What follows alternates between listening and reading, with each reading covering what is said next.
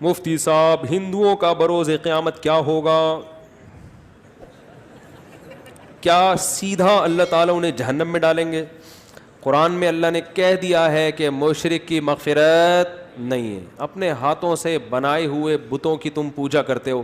ابھی ایک ہندو پنڈت تھے یوٹیوب فیس بک پہ, ان کا کلپ میں نے سنا. وہ ہمارے ایک دوست ہیں آرمی میں ہیں, وہ میجر لاہور میں, ان کو بھی میں نے وہ کلپ بھیجا.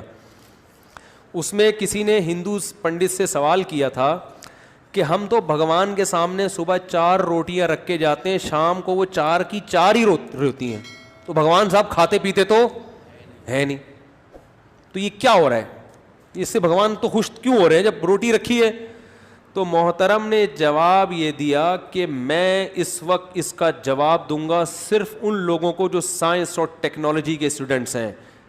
تو میں نے جب یہ سنا میں نے کہا یار یہ کوئی بڑا ہی خاندانی جواب مارکیٹ میں آ رہا ہے, کیونکہ یہ سائنسدانوں ہی کی سمجھ میں آئے گا, ہم جیسے دیسی لوگوں کی سمجھ میں نہیں آئے گا. تو میں نے فوراً اس فیس بک کے اس کو نا میں نے کہا یار دیکھو یار کوئی نئی ریسرچ آئی ہے. تو میں نے پھر وہ ہمارے بے تکلف دوستوں کو کہا کہ بھگوان کے کھانے کے بارے میں رپورٹ ٹھیک ہے نا, زبردست رپورٹ پیش کی ہے. تو اس میں ارشاد یہ فرمایا کہ یہ جو سائنس اور ٹیکنالوجی کے جو طالب علم ہے, صرف ان سے بار بار 2-3 دفعہ یہ الفاظ دہرائے, تو ہم نے کہا کوئی بہت ہی زبردست مسئلہ حل کیا ہوگا. آئنسٹائن سے اگر میرا کوئی رابطہ ہوتا تو میں فوراً فون ملاتا کہ آپ تشریف لے آئیں اس مجمع میں.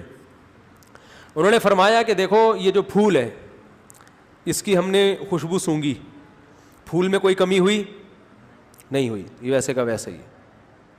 تو ایسے ہی بھگوان جو روٹی کی خوشبو ہے نا وہ بھگوان حاصل کرتے ہیں,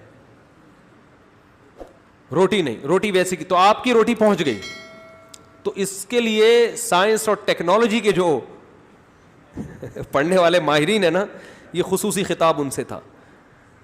بھگوان یا خدا یا گاڈ یہ دنیا اس کائنات کا سب سے بڑا عہدہ ہے, یہ جس کو ہم عہدے سے تعبیر کر لیں اگر,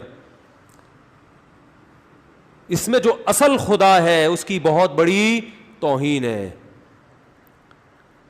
جو خدا ہے جس نے بنایا ہے اس کو چھوڑ دیا آپ نے, اور اپنے ہاتھوں سے پتھر کے بت بنا کے اپنے سامنے رکھتے ہو, پھر ان کو روٹیاں بھی کھلاتے ہو. اگر یہ روٹی کے محتاج ہیں تو یہ تو ویسے ہی بھگوان نہیں ہے پھر روٹی. اور اصل میں تو ہم تو پھر بھی اس بھگوان سے, ان کے بنے ہوئے بھگوانوں سے اچھے ہیں کہ ہم تو روٹی کھا تو لیتے ہیں, پھوڑ دیتے ہیں.